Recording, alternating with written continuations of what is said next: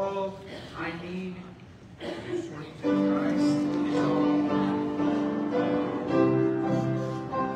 Christ is all I need. Christ is all I need. All I need. Christ is all I need. Christ is all.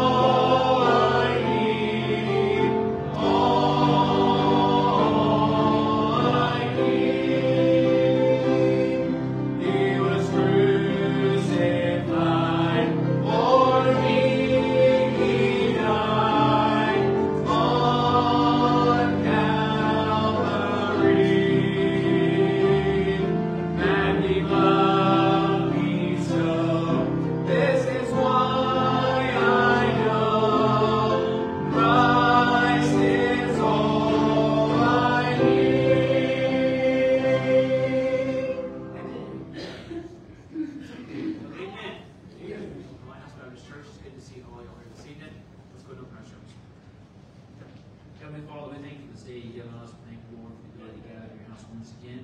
Lord, it's prayer to go on through the week, work, school, and life in general. We're glad we get to pause today and get to stay with you. Pray, Lord, that this evening we sing out to you, we praise your name, and Lord, just have us to be ready and willing for what you have for us without preaching. I pray these things in Jesus' name. Amen. 224, holy, holy, holy Lord, God Almighty.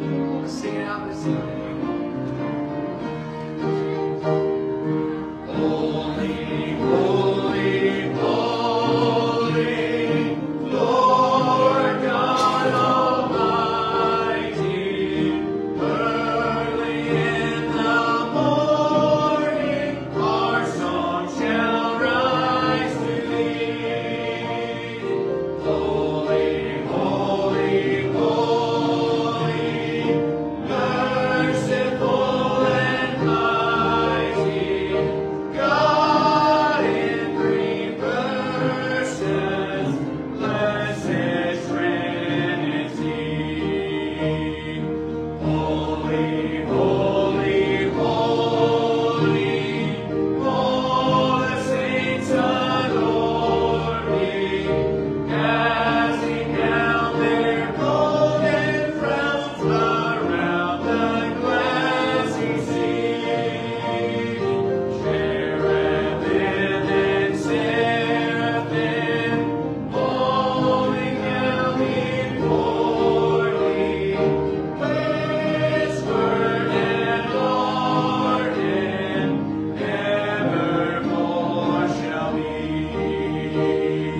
Holy, holy, holy, though the darkness hiding, though the eye of sinful men thy glory may not see. Only thou art holy, there is none beside thee, perfect in power and love and purity. Holy, holy, holy, Lord God Almighty. All thy works shall praise thy name in earth and sky and sea. Holy, holy, holy, merciful and mighty, God in three persons, blessed Trinity. Amen. Praise the Lord for the singing. All right, we've had 2 whole weeks to work on our memory verse, which is Psalm 7, verse number 17. So, who feels like they can go ahead and quote Psalm 7:17? So, Michelle, go ahead.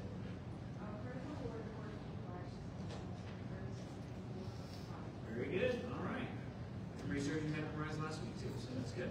Yeah, haven't forgotten. All right. Anybody else want to take a crack at Psalm 7:17? Yes, ma'am, go ahead.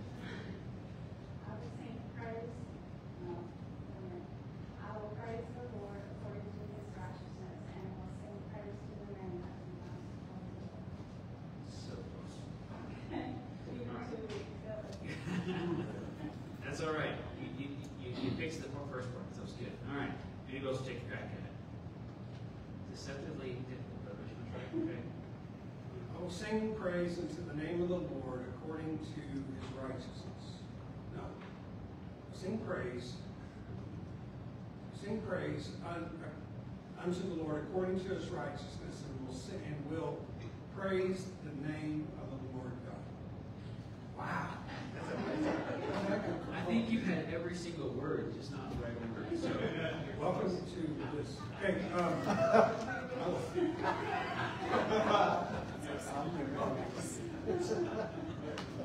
Sorry. Okay. All right. So I will praise the name. I will praise the Lord according to his righteousness, and will sing praise in the name of the Lord Most High. I'm counting, Brother Russ. I'm counting. That's good. Don't call it a comeback. All right. Anybody else? No pressure. Okay. We have a new verse. Amen. We have a new verse. Luke chapter 21. Luke chapter 21. Go ahead and turn over there. Luke 21 and verse number 19. That was a tough one. Luke 21:19. Now listen. We're talking 7 words here. Okay? Every one of you can do this one. Every one of you. 21:19. In your patience, possess ye your souls. Yes, that's 7 words. Math holds up. Okay, we can do this one.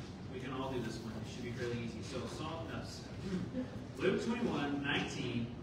In your patience. No, I'm sorry. It was 24:19.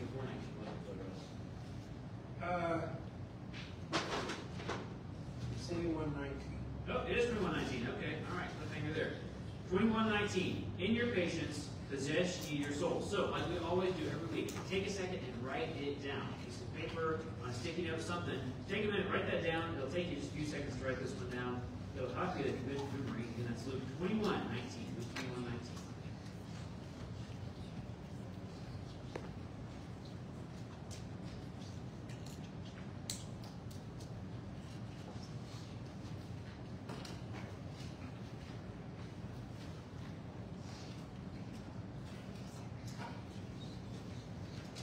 Okay, so one more time. Luke 21:19.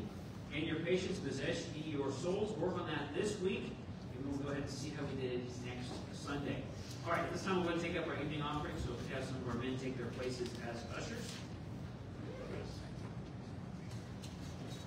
All right, so as soon as we have the offering here, just a moment, we're going to have the video presentation by Brother and Pastor Emmanuel DeGab. Brother DeGab is a Filipino pastor and overseer and helper with church planting across the Philippines, the island of the Philippines. And how many of you know how many islands are in the Philippines? Anybody want to take a guess? This is just a little missionary trivia. Anybody? Yes.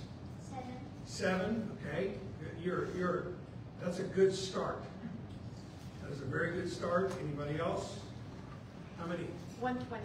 120 more islands in the Philippines. Anybody?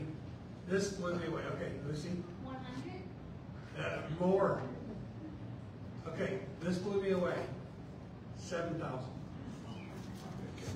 7,000 islands. I thought that's like a rock here, rock there, rock here, rock there. I mean, I can't even count them. But anyway, talking to Brother DeGap, and if anybody knows, he would know. He has been there and has lived there, and obviously he started churches there, started 4 churches. And I made mention of this. I gave a statistic about how many churches God has used our guest tonight to start in the Philippines, and I gave the number 18. Out of those 4 churches, 18 churches started. And so I got to talking to him a little bit. I said, tell me a little bit about those 18 churches that have been started And he said, no, I said 80. 80. 80. I don't think I've ever met anybody that's been instrumental in starting 80 churches. Amen. That, to me, that's giant status. And praise God for how God's used your life, Brother DeGap. We got to know each other through Brother Dustin Tidwell years ago. He just called and we had him come and present here at the church and help a little bit there with the ministries. And so to hear what God has done there is amazing. And so there is a group going over to visit him likely next April. And if anybody would like to do a missions trip or be involved in a missions trip to the Philippines, it's about an $1,100, $1,200 flight. And they would be helped with transportation, and accommodations are like $50 a night. And this missions trip would involve going to basically the majority of the Philippines, north and south. Have you remember Brother Ephraim Camacho? Anybody remember Brother Ephraim Camacho came? They are friends and acquaintance, of course, and there are churches all across the country. And so there would be an opportunity to be able to see that work as well. And Brother Dustin Tidwell down there, you follow us, thinking of going on this trip. So if anybody feels like, you say, there's no way I can do this. I can't do this. I cannot fly that far. Okay, try this. Try sitting on the couch watching TV for an extended amount of time, and it is very close to that. Honestly, it is very close. Flying around, you say, well, yeah, but I can't get up. No, you can get up on an international flight.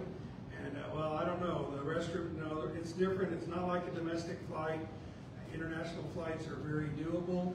They have medical teams on flight. They have all of that, and about anything you would need for travel. It's not as difficult. I was afraid of it for years, Brother DeGap, and when we started the church in Serbia, I thought, oh, no way I'm flying that far. And I'm bigger than anybody in this church, and I don't fit in those flights chairs very well. And I remember sitting there, and I thought, oh, Brady was with me on my first trip to Serbia, and I was nervous, and I thought, oh man, what if I have a leg cramp, or what if something happens? And God was just in it, and it was just good. And I've since gone 3 times over to the work there, and God's just done amazing things. And so, in the event that God were to press on your heart to do something you're uncomfortable doing, but would believe that God would lead you to do so, there are a couple of ways to do that. You can fly. There's a flight that you can go directly from San Francisco, right over to Manila. It's like 11 hours, and that is a little challenging, no doubt, but that's one way. You can also possibly go through Hong Kong, and there's another way you can possibly go through Japan. And so it would just be an opportunity to see the kind of work God's doing in another place, and not just one work, but to see it in villages and see it all around Southeast Asian country, and would just be a very unique opportunity and blessing. And this would be a great opportunity. So if God presses on anybody's heart about that, just please talk to me about that, and perhaps that might be something the Lord would allow you to do. All right. All right. So by saying that, Brother DeGap, we're going to watch the video right after the offering is taken. And if anybody wants to ask any questions about the works and what God has done, 41 years of faithful service to the Lord. Just a while ago, we went over to Clayton Westlake, our senior home, and I just asked Brother DeGap if he'd be willing to preach. And I'm telling you, he had them right there with him the whole time and preached the gospel and preached eternal things from chapter 9 of Hebrews, verse 27. It is appointed unto man once to die, and after this the judgment. And so just very, very good. And so we're looking forward to what the Lord has in store tonight. So we'll watch the video right after the offering. All right? Brady, would you please pray? Lord, thank you for this evening, for bringing children together to hear from your word, Lord. May you help me again as you preach us. Let's have open ears, open hearts to hear what you have to say, Lord. Please bless the offering this evening. Lord, we love you. In Jesus' name. Amen.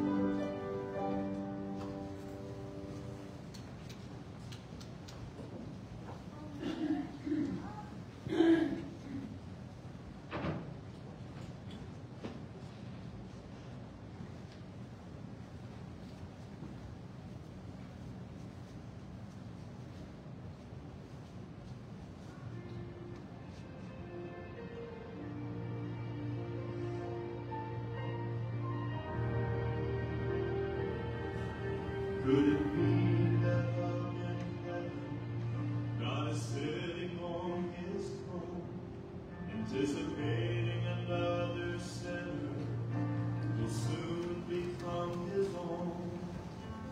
Years of wasted living and years of toil and strife are just about to be over as he receives the gift of life.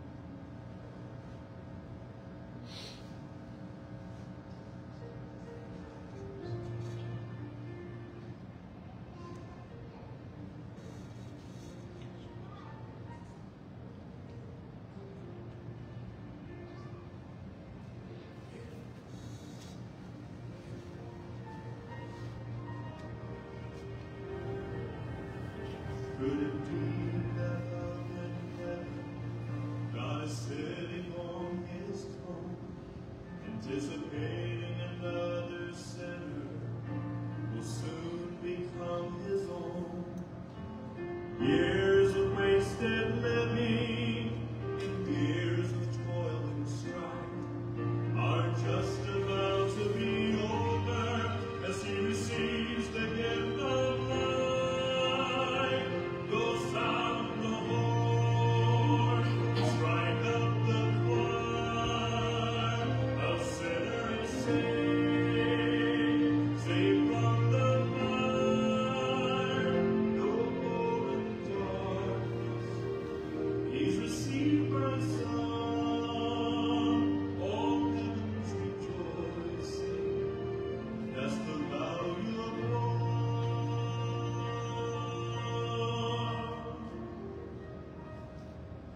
The Holy Spirit has been working to soften up their hearts. All he needs is a willing servant who will simply do his part. Can you imagine up in heaven the joy that will be that day as a sinner bows his head to pray and you hear the Father say, go sound the horn, strike up the choir, a sinner is saved, saved from the fire, no more darkness.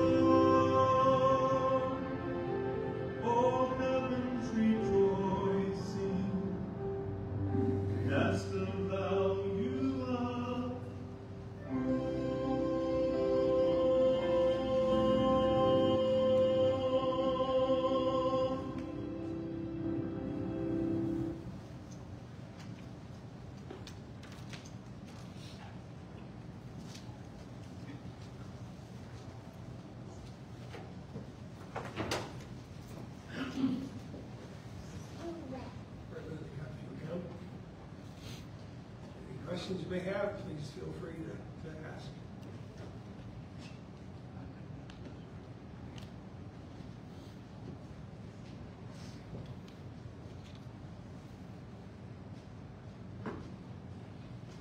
Make sure my mic is on. Okay, all right. Well, good evening. I thank the Lord for giving me this opportunity to be with you tonight. Thank you, Pastor. Thank you, Church, for allowing me to be here. Yes, my name is Emmanuel Diga. I don't care how you pronounce it. As long as there is P. Diga. And the very simple to remember that is just like dig it up, dig it up, dig up. Right.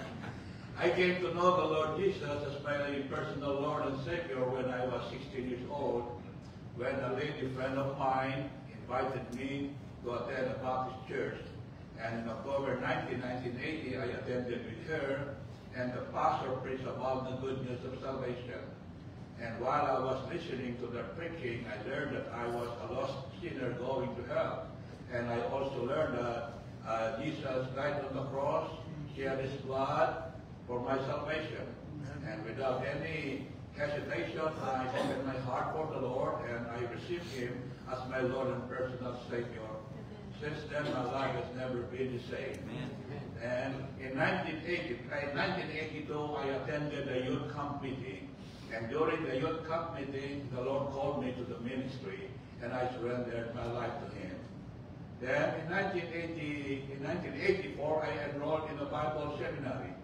And while I am still in the first year of my Bible in the seminary, God led me to start a church. I was so nervous and hesitant because I know my Bible knowledge is not yet enough. But because of God's conviction, I talked to my pastor and the church, prayed about it until we are all convinced that it's really the will of God. So I went to a place that I'd never been before. Then I started preaching the Word of God in the streets until the Lord has saved many people. Now there is Victory Baptist Church in that area. Then since then up to this time, I've been in the ministry of doing church planting for about 41 years. And out of those 41 years, God allowed me to pioneer. He started 4 churches. And out of those 4 churches, God raised up another more than 80 preachers. And they are now serving the Lord. And they have their own congregation into those villages. So I'm not bragging on myself, but I am bragging on Jesus. Amen. And I'm very thankful that he gave me a little part in his vineyard. So it so happened, the Lord is continue blessing the ministry. Filipino people are very receptive to the Word of God. If you do knock on doors, they will just open their door and let you come in and let you share what you have. So, and of course, we are taking advantage of that great opportunity because we don't know what will happen next. And we have to take advantage of that. Now, not only people are getting saved, but we have a lot of young people surrendering to the ministry. And I thank God for that. Now, God gave me this another opportunity to come back in your country for the reason of trying to raise additional support to help those preachers. Most of my preachers are serving the Lord in the rural area, not in the cities, wherein most of the people are really poor. So, but God, since they have been saved and they have been saved under my ministry, now I have the burden to help them just a little amount of money every month. So every single dollar that I am receiving is being shared and split to those preachers. Now I am trying to raise additional support because we have another group of preachers ready to go and ready to start a church into those villages. My vision is to see churches planted in every potential village. And my goal this time is, if the Lord will give me another 10 years in the ministry, I hope He will for the sake of my family. Of course, I am not afraid of going home to heaven, but if God will give me another 10 years, out of those 10 years, I pray that God will allow my group to start another 20 village church. So that is why it is my prayer. Now, not only raising, I'm not only trying to raise funds for as our monthly support, but if you notice in my video, because since we are having several village churches, but with those pastors, we agreed with ourselves to meet every month. Every first Sunday of the month, we gather all our village churches in one place to have fellowship, to maintain the fellowship. But since the Lord is blessing us, our small church auditorium can accommodate them all, because we are, every time we have a fellowship, we are almost close to 500 people. And we just have a very limited auditorium. So that is why we started praying that God will give us a bigger auditorium. It's just open. If you see, because that open auditorium, pavilion, will serve as a multi-purpose building. It will be used in our fellowship, and not only that, we started what we call sports evangelism. Filipino people, especially the male, the young people, they love playing basketball. We are short, but we just love to play basketball. If you will go to the Philippines, you will notice that in almost in every corner of the street, you will see a ring and there are people playing basketball. And we took advantage of that. What we did is we group a team, we formed a team of basketball team, and inviting those non-Christian, non-believing young people to play with them. And 2 months before I left Philippines, we have about more than 200 young people participated. And 53 from among them got saved. Of course, we preach the gospel, we engage with them. So that is why that open pavilion is we really need it. So please consider it in your prayer, and whatever God lays in your heart will be greatly appreciated. So now I've been here for a month now, and although I was given 6 months visa to stay, but I don't think I can stay that long. I already miss my wife. If I would just have a wing, I will just apply every day. But I'm just hoping and praying that God will provide the needs very soon. In that way, I can go home as soon as the Lord will the goal. So please pray for that need, right?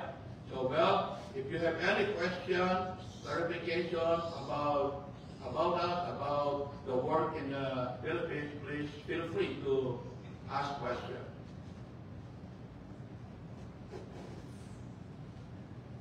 Yes, sir? Is there a church that you have right now?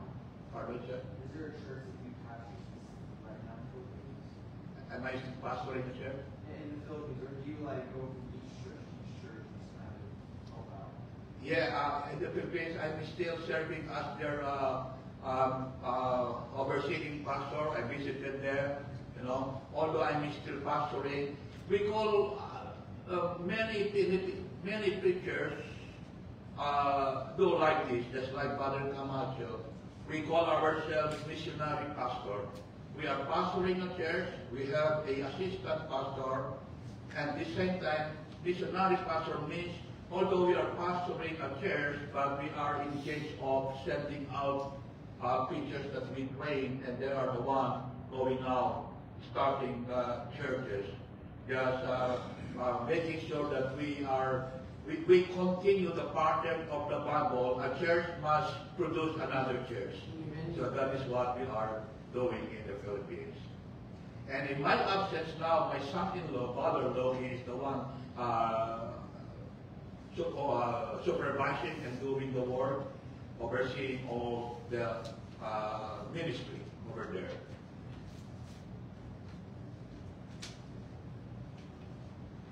Yes, sir.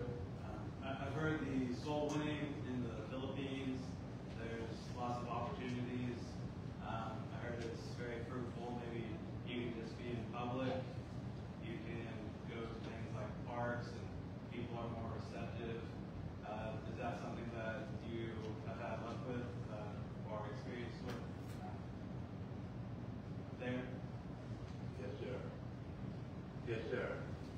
just like what I mentioned, you know, we have all the freedom, you know. It is very minimal that the people will resist. Very few of those. We can preach in the streets, anywhere, and even the good thing is this, even our government recognize the preacher, recognize especially Baptists, because Baptist preachers are very zealous and aggressive in soul winning. And what they did, they have given us, they issued a memorandum of agreement to the Baptist preachers.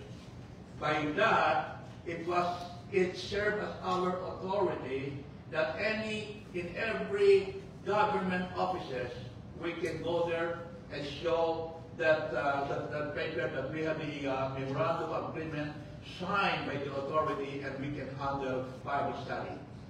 And of course, that is why what I told you before, that a while ago, that we are taking advantage of that great opportunity.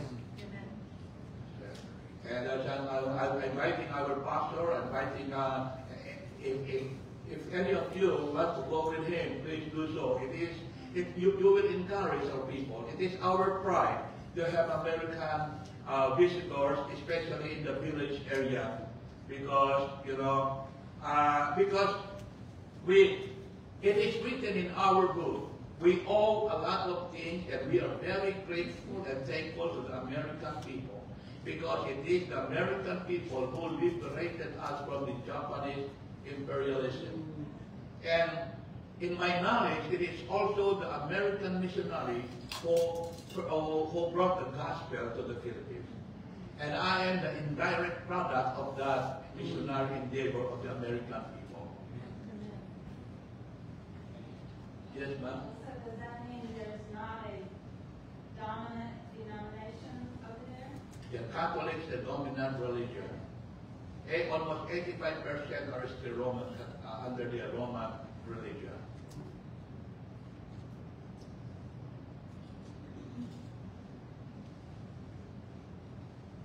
Okay? Amen. Thank you, Brother.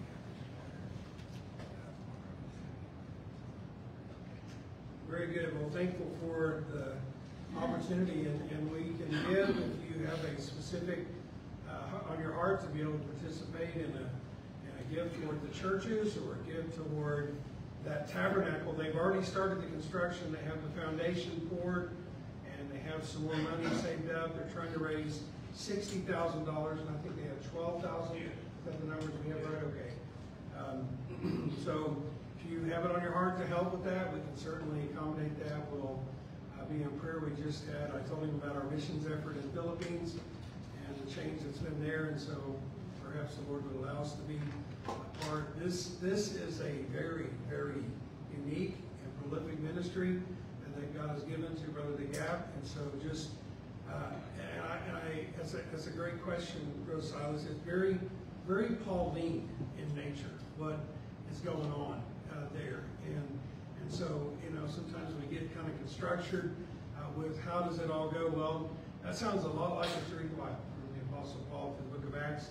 And so glad for that. So Brother Emmanuel is going to sing with a borrowed guitar, and then he'll get to preaching what God has laid on his heart for tonight. And so thank you for coming, Brother Emmanuel.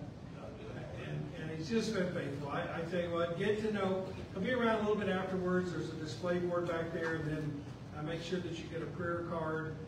Prayers for our missionaries, that is support. All right, so definitely pick up a card and look at the pictures back there. And so, the guy can just go right ahead and sing, and then give us what God.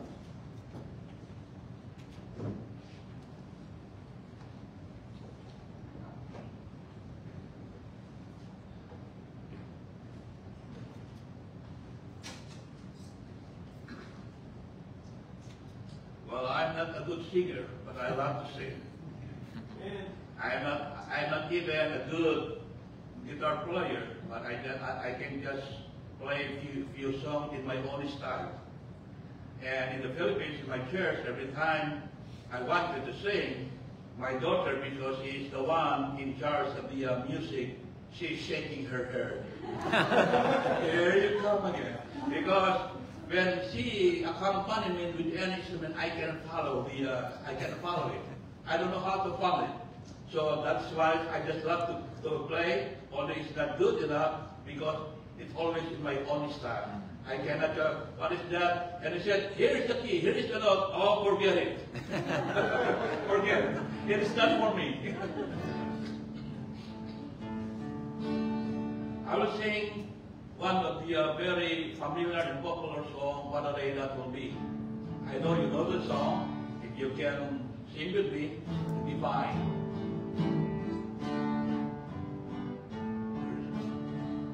There is coming a day when our heartaches shall come. No more clouds in the sky, no more tears to dim the eye. All is peace forevermore on that happy golden shore. What a day, glorious day that will be. What a day that will be when my Jesus I shall see. When I look upon his face, the one who saved me by his grace. When he takes me by the hand and leads me to the promised land. What a day, glorious day that will be. There will be no sorrow there, no more burdens to bear, no more sickness, no pain, no more parting over there, and forever I will be with the one who died for me. What a day, glorious day that will be. What a day that will be when my Jesus I shall see. When I look upon his face, the one who saved me by his grace. When he takes me by the hand and leads me to the promised land. What a day, glorious day that will be. I'm a little hesitant because, as you can see, sounds funny, but I lost my denture. You know, I left somewhere. You know, but well, I told to my wife, I lost my denture, and she laughed. What happened? How come? How about they will praise like that? Well, I don't know, but I don't care. Alright, I will sing another song.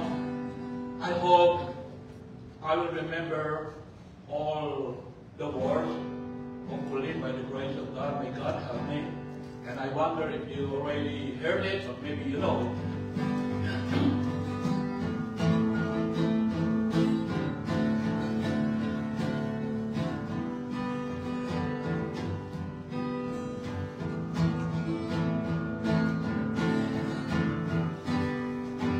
Heaven, golden day will last forever, and forever is a long, long time. I can comprehend forever. Eternity is beyond my human mind. Eternity, heaven is forever, and forever is a long, long time.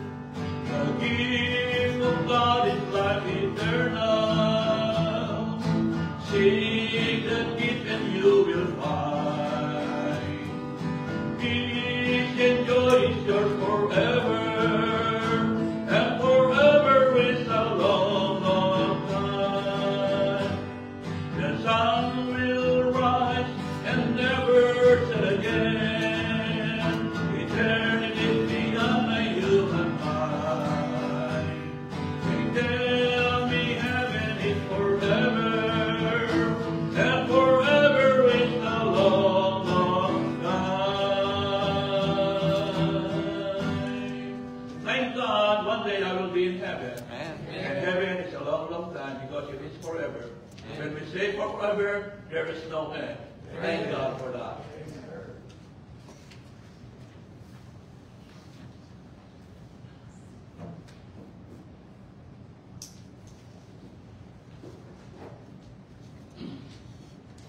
Honestly, I've been here for 1 month now, and this is the first time I sing in the congregation. Thank you, Pastor, for allowing me. The reason for that is the pastor, when we were talking, can you sing? I cannot sing. I can say no, but I just love to sing. What an opportunity. Thank you. Thank God for that. I love the song Forever, a long, long time. And even love the song for the day that will be, there will be no parting over there. Because I miss my wife. I miss the kids. I miss all the children. My son-in-law, forget them. All right, thank God for this great opportunity. What a joy, what a blessing to be with the Lord, having peace of mind that whatever happens, we will be with God in heaven. Thank God for that, and I'm very thankful to the Lord for giving me, for saving me, and not only for saving me, but giving me the opportunity and the blessing to be in His ministry. Please open your Bible with me in the book of Mark, chapter 2. We are going to read from verse 1 up to verse 5, book of Mark, chapter 2. And again he entered into Capernaum after some days, and it was known that he was in the house.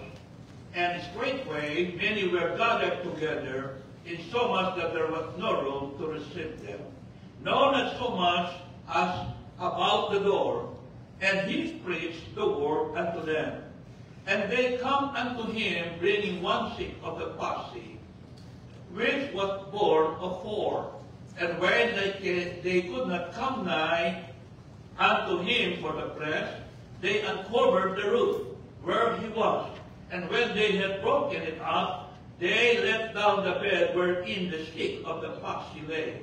When Jesus saw their faith, he said unto the sick of the palsy, Son, thy sins be forgiven thee. Dear God, Heavenly Father, in the name of Jesus, our Lord and Savior, I pray that you bless us tonight. I beg you, O Holy Spirit, our God, help me as I deliver your message. Allow me, dear God, by your grace and mercy, and by your empowerment, allow me to praise your word with power. In Jesus' name I pray. Amen. Amen. This is a very familiar passage in the Bible. I am very sure that you already heard a lot of messages coming from this passage. But I just hope and pray that God will give us something that will bless us, that will challenge us. And so much more that we're going to talk about the value of one. I entitled it with the song in my presentation, The Value of One. Hey, don't ever think that I am the one singing on that video. No, I'm not.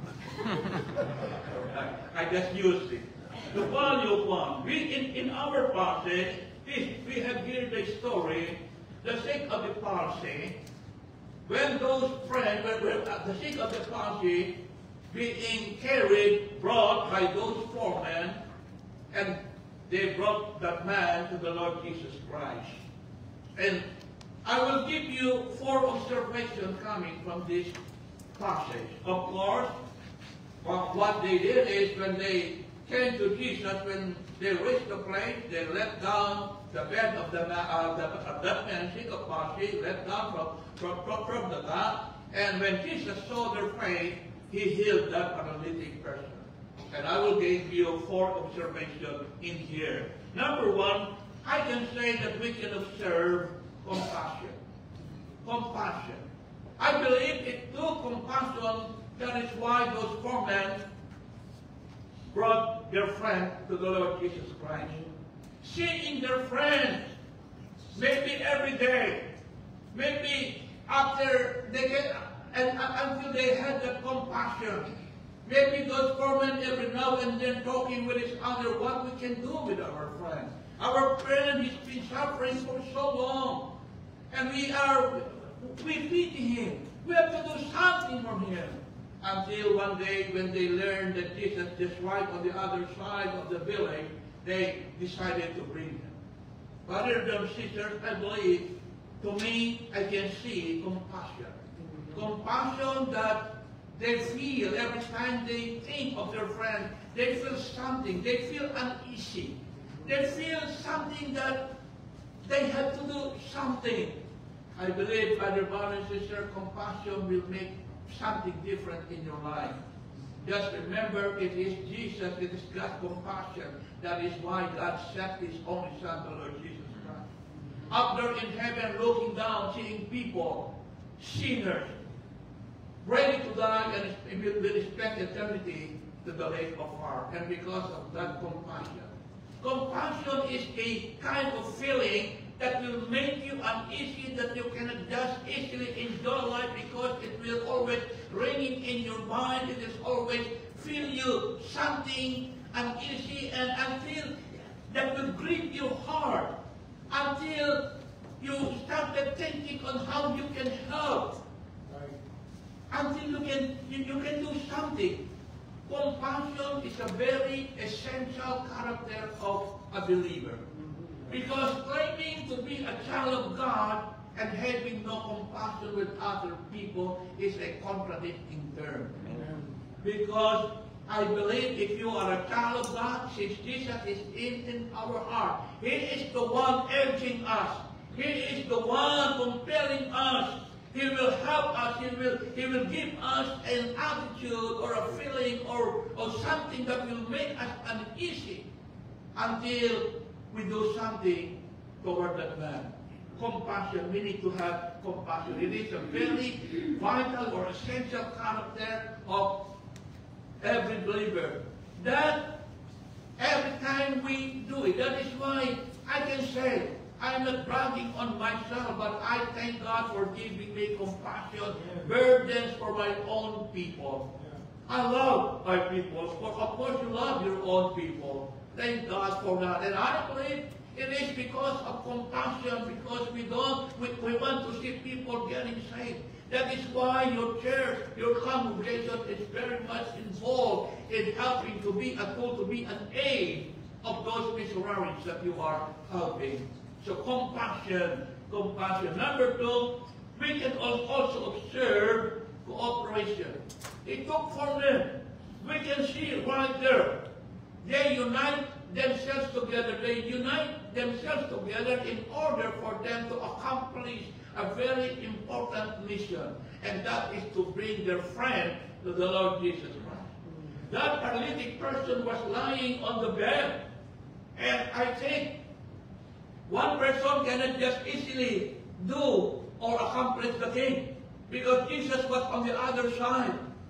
And that day, that moment, during that time, there is like, I don't think they have an automobile serving as an ambulance. They cannot call 911. There's somebody needs help here. Nothing. There is no means of transportation easily that can bring. Maybe they have that horses or any ox, but since it is very clear here, that paralytic person was just being carried by 4 men. And that 4 men, you know what they did? They worked together. They decided to work together as a team for them to accomplish such mission of bringing their friend to the Lord Jesus Christ.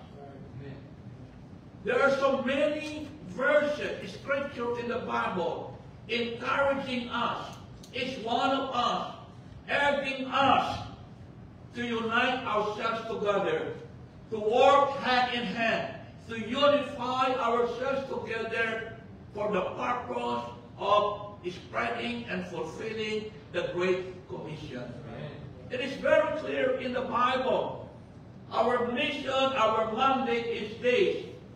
Praise the Lord, not only in our own Jerusalem, but from Jerusalem Judea, Samaria, and even unto the uttermost part of the earth. That's right. It's every one of us as individual. We have the mandate. We have the command from the Lord. Right. What gave me courage, what is giving me the boldness and courage to go around, you know, in the Philippines, those critics, those other people. Imagine, where are you going in America? I heard that you are traveling, setting appointments in churches, asking money. You are just like a beggar. I told, no, I'm not a beggar. The American Christian, American Baptist churches, they knew God is unifying ourselves together because we are in one mandate. We belong in one mission, and that is to bring the gospel in any ways that we could do. So cooperation between church and missionaries. You live here in America. If God will allow our pastor to visit us in the Philippines, what a blessing. But still you will come back here to continue the work. But you have the mandate to reach not only American people, but to bring the gospel to every nation. Right. And I just heard that you have a mission work, that you started a work in Serbia. Is that right with you? But what about Philippines? Right? What about other countries? You cannot fulfill the Great Commission by staying here. But you can do so because Great Commission, in my understanding, according to the basis of the Word of God, it is a collective effort. It is a simultaneous and through the cooperation of churches, individuals, and missionaries. By means of prayer, by means of helping financially. I've been in the ministry for 41 years, and I started in the ministry having no support. But because God called me, I pastored the Lord. We went to a place, we started a work. Although because during those days, every pastor and every single church they are all striving hard to survive in the ministry. No, when God called me in the ministry, there is no any commitment, there is no any promise, okay, together we will support. No. We just learn. We just learn from the Bible, from the preaching, and from the teaching, help of the pastor, motivating us. Hey, Father Emmanuel, if you will go and follow the leading of God, we will start a work. We cannot promise anything financially to you. But remember this, God will take care of you. God will provide. And I wonder, that is the motivation, that is what I had in my mind. When I was starting, when I felt that God was calling me into the ministry, you know, I used to, nothing at all. But God is so good. Until such time, through prayers, and once in a while, there were those, despite of poverty, our people giving a little amount just to help me. Now there is a Victory Baptist Church. But when God allowed me and gave me the opportunity to come here, churches started helping me, not only by prayer, but even financial support. Now we double the production of the ministry. God enabled us to accomplish more by helping friends, by helping American money. You know, that is why I'm trying to invite other pastors like our brother bishop here, because I want you to see, because I'm getting old preacher, I'm already 61 years old. I don't know how long, how many years God will allow me. But if God will take me home sooner, those Americans who will be able to see what is going on in the future, they might help. What is going, they may help. And every time I come here, when somebody is questioning my reputation, my credibility, I can say, you talk to Brother Bishop. He's been to the Philippines. He can testify. Hey, preacher, I will.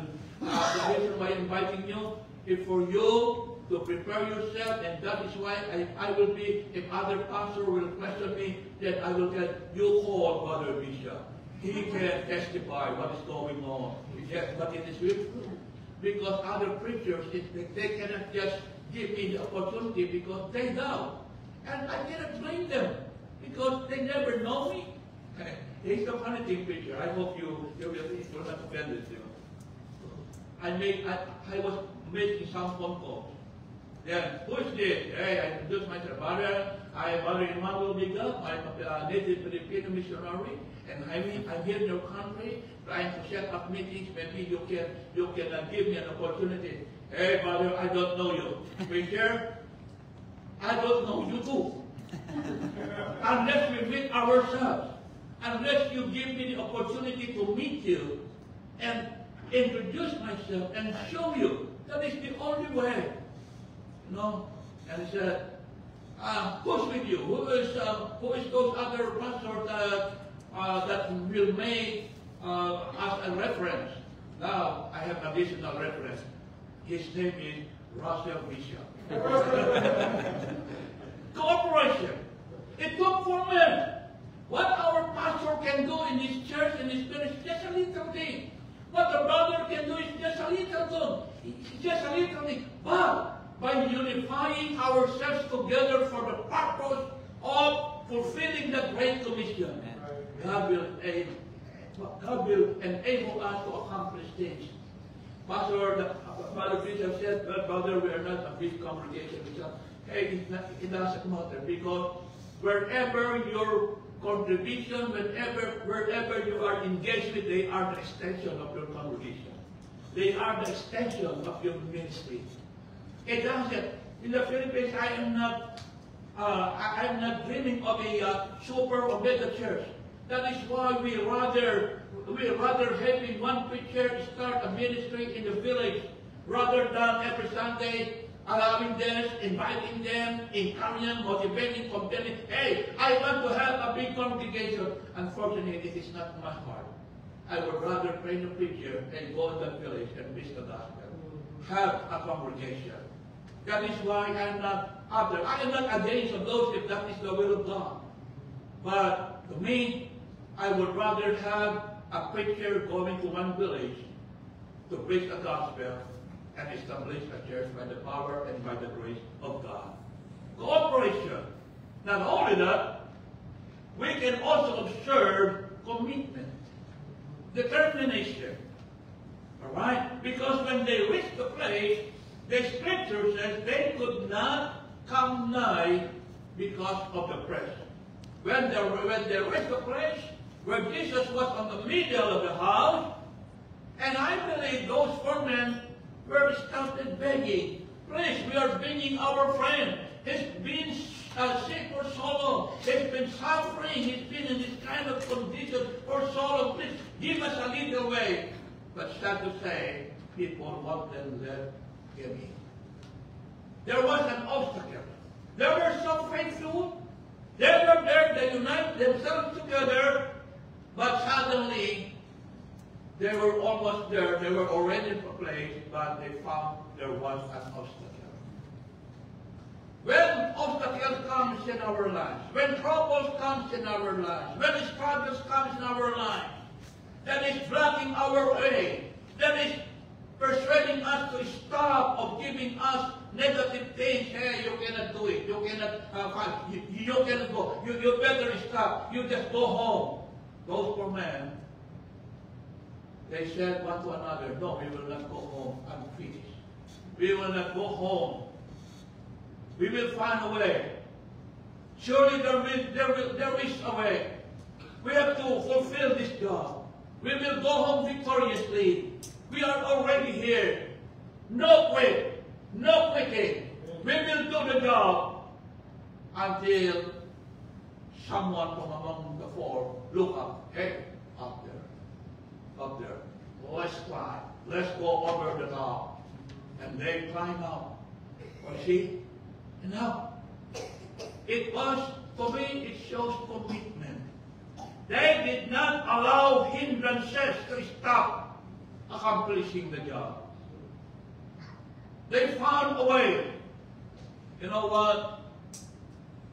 You American people who are being blessed, I know most of the people that have talked with, they said that, well, American people are spoiled. I don't know.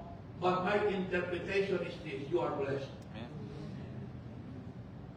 And because you are blessed, all I can say is this: God bless you for a reason. Because we as Filipino missionaries working hard in the Philippines, we are experiencing financial difficulties. But by the grace of God, because of your help, those other preachers that will be ingrained and produced in our ministry, the credit of course belongs to God.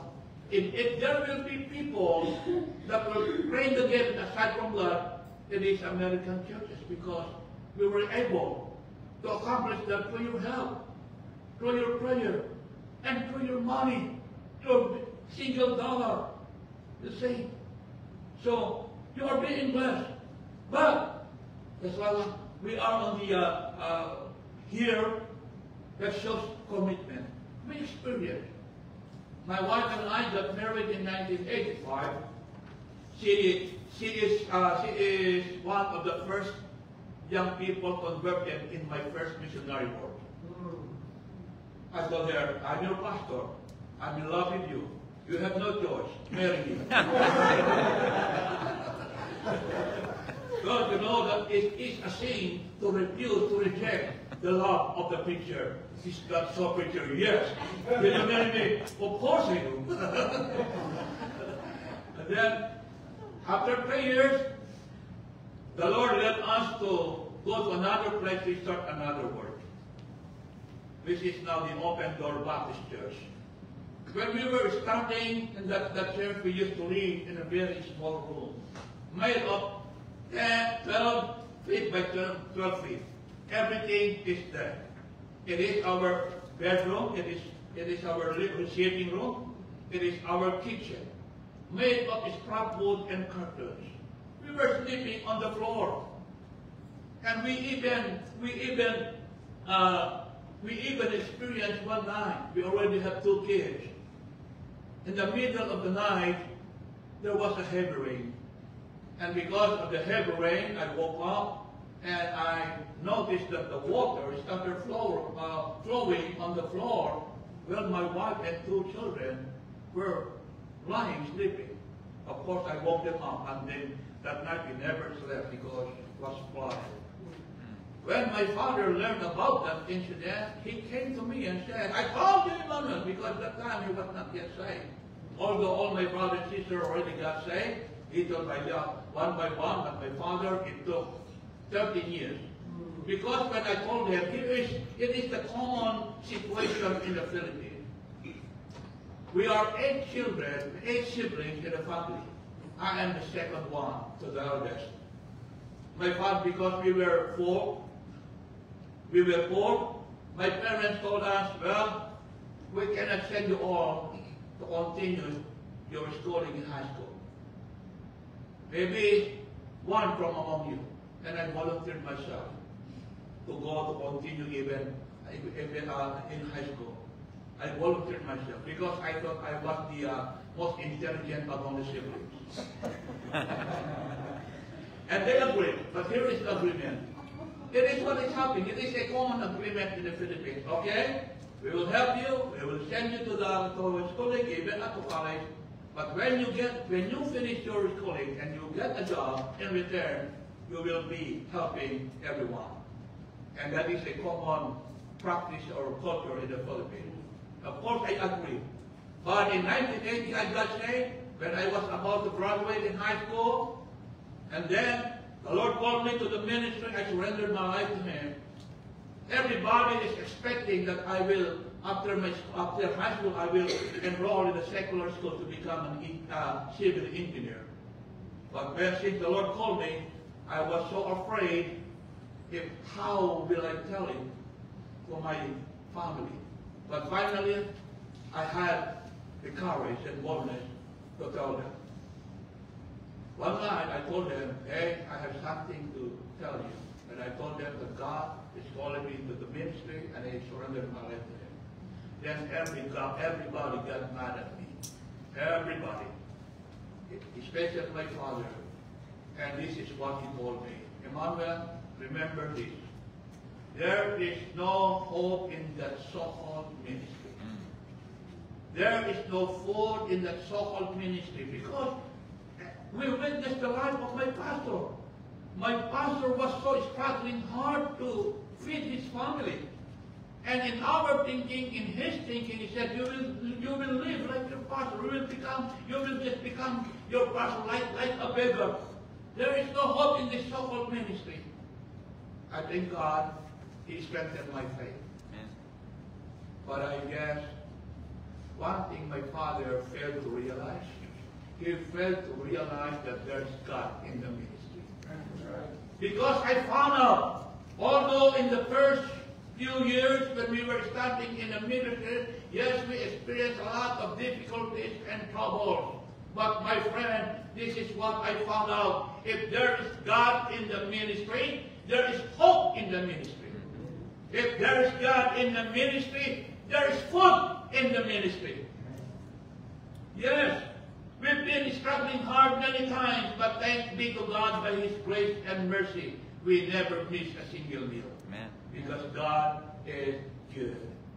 Those moments, they knew they had the heart, they had to accomplish the mandate, the burden, seeing their friend, and they knew that the only hope for their friend to get there is through the power of Christ.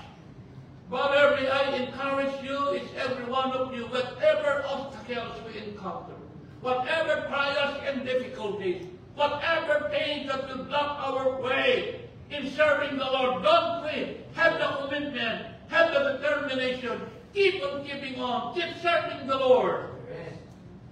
Those moments, they found a way and they climbed on. It shows commitment, brother. Especially when they uncovered it. Oh, there will be trouble, preacher. I don't know about you. If you see somebody on the road, he started breaking it, he started uncovering it. Oh, I know. Many Americans, you have the gun. Hey, what's that? Get out of the car! Okay.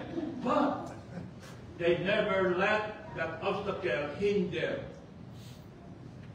their mission of bringing that man, sick man, to the Lord Jesus Christ. We are all bound in one commission. That is to bring the gospel, the good news of salvation to the whole world. Sometimes we will experience a lot of difficulties. We are very committed.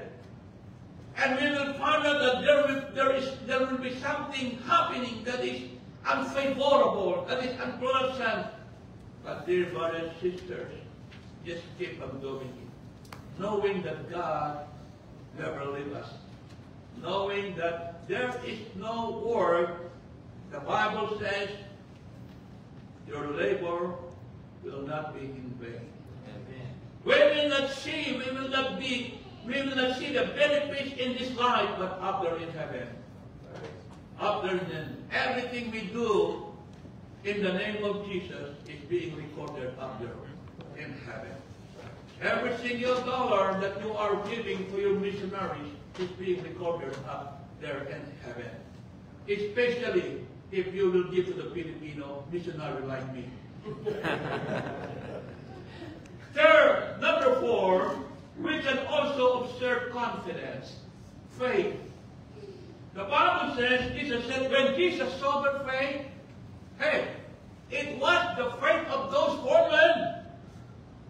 Jesus honored their faith. He never said,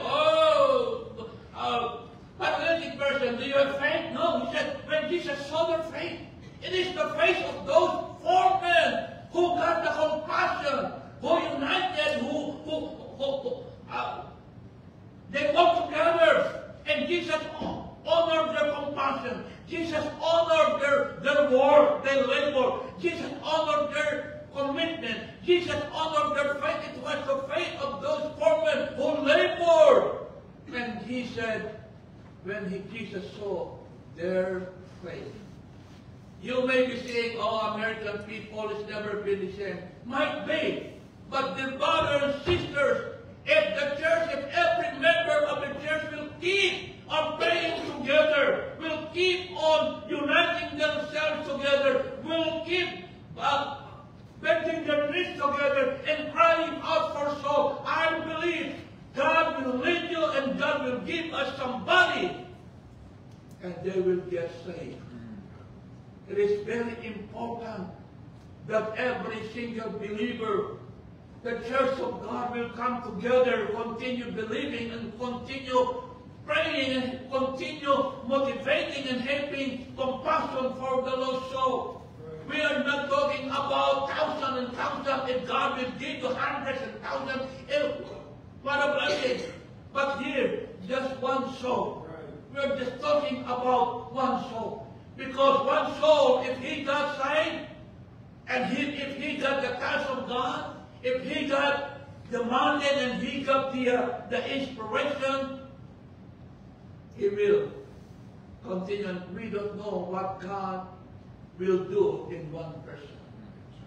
And he said, when Jesus broke shoulder free, it is by faith.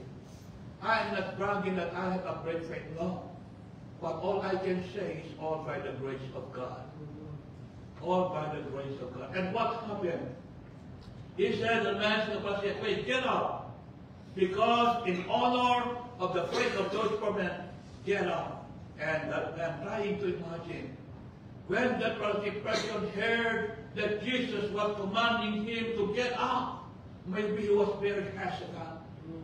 Slowly, until he finally stood up. Oh, I can stand! I believe he started walking. And then when he realized that he can be able to walk, he started running around. And he started shouting, hallelujah, thank you, Jesus, thank you, thank you, thank you. And the scripture says, all of the people who witnessed, they were all rejoicing. They were amazed. The Bible says the people were so amazed and glorifying God. Everybody was clapping their hands. Everybody was just praising the Lord. And they were so just shouting amazingly. They were shouting for joy. Hey, wait a minute. What about those poor men now? Yes, they were rejoicing. But this is what I believe. They were rejoicing the more. They were not only rejoicing the more, but their joy was having tears in their eyes. Because they have been an instrument, they have been a tool of God for the healing of that one person. Oh, my dear brothers and sisters, many Christians will shout joy, will express their praising the Lord because somebody's getting saved. But I'm telling you, there is a different kind of joy if you are being an instrument of God for the salvation of one soul. Those people downstairs, they were clapping their hands because they just witnessed what happened. But those poor men up there, they labored, they prayed, and I believe God has blessed them for having a different kind of joy. What the Bible says, there is joy, there's rejoicing up in heaven over one soul. That's right. That God saved. We are still experiencing a lot of difficulties as far as material and financial things is concerned. There is a little persecution, but it's not a big deal. I left my wife. I'm very hesitant, just like what I shared to our pastor. I'm very hesitant to leave my wife. She is sick. She's been my partner for that long years. Every time, most of the time, I come here, she's with me. But this time, because of her sick, she got blind. And she is now he's now having dialysis three times a week. I told her, I cannot leave you like this. Oh, I will not. but not until she pushed me and said, hey, I'm feeling great. Yes, I am blind. Yes, I am in dialysis treatment, but I feel great. Go. Raise the money. I want to see our burden, our prayers for that auditorium. She loved the Lord and said, don't worry about me. God will take care of me. And beside your children are just right here. What? And she said, yes. It's been my joy. I love the Lord. I love our people. Don't make my situation, my condition, to be an excuse to fulfill what we are dreaming for. The joy. The joy.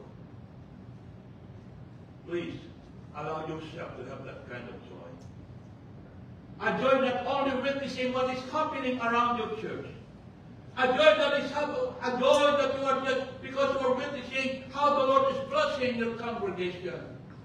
But be an instrument of that joy. Be an instrument of the salvation of other people around you. Don't quit on praying with your friends. Don't quit on praying in your community. Don't stop. Beside anything we do for the Lord, will not be in vain. It will be recorded and as a matter of fact, it will be rewarded up there in heaven. My joy is to see every single soul, every single Filipino as being saved in our ministry gives me so much joy. And I know, and I guarantee you, be a part, be a tool, have compassion for other people, cooperate, unite, involve yourself in fulfilling that great commission. Be cooperative, and whatever obstacles you encounter, do not quit. Keep on keeping on, keep on serving the Lord, because faith will be rewarded. Faith will produce joy in our hearts, especially. And I believe the very reason why we are still exist. Yes, it is the primary mission of Jesus, why he died on the cross is for our salvation. But I don't believe it stopped there. Because if Jesus is if he is only interested in our salvation, now, I believe after we got saved, he will take us home. But still, he allows us to continue living. And it is for the purpose of winning souls. It is a purpose of being a part of spreading the good news of salvation. Thank you for allowing me to be here tonight. God bless you.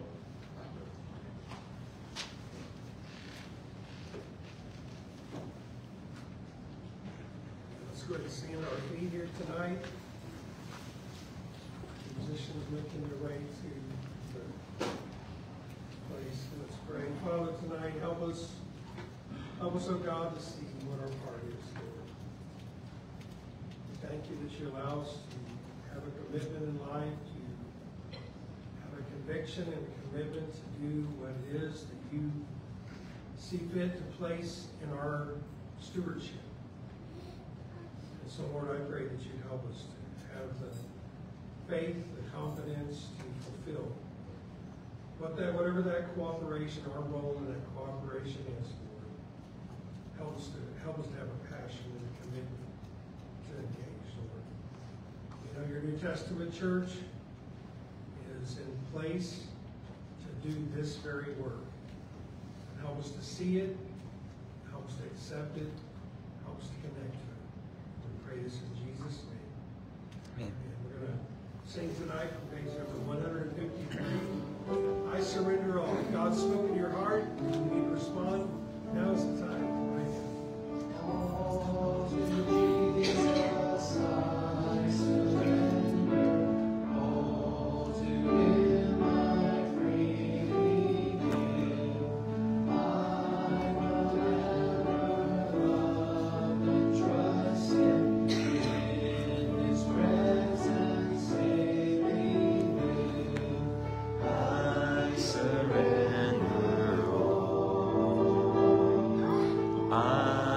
surrender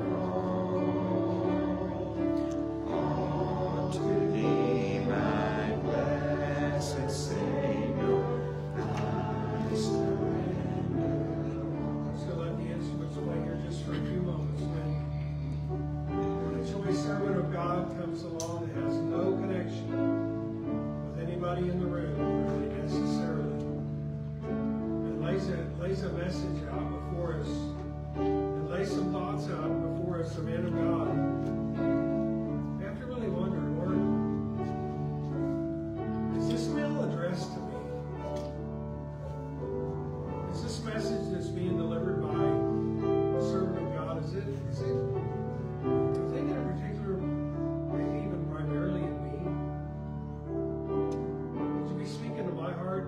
And tonight, could it be that maybe God's speaking to your heart about the cooperation level of maybe giving? It could be it. Could it be your cooperation and working together in this work? Could it be, I'm going to add that to my prayer list, that could be. I know they'd appreciate that prayer.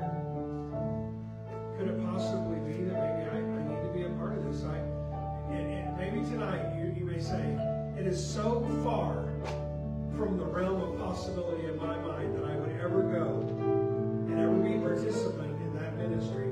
That is so far from my mind. We may say there is no possible way that can happen. When we serve the impossible God, if He's pressing on our heart to be engaged, then perhaps we need to just be engaged. It could be a life commitment. It truly could. Lord, if you tarry your coming for 5 more years, would you want me to be there? It could be. Oftentimes I have this thought, Lord, if you were to take my life and point it to another place, Lord, help me to be willing to go. All right, you got a pretty good deal here. You got a church you've been pastoring for almost 20 years. Just ride her on out. Just ride her on out, preacher. Just listen, I don't think like that. Is this where God has us? This is where God has us. If this is where God has us for the next 25, 30 years, praise God. I have no beef with that.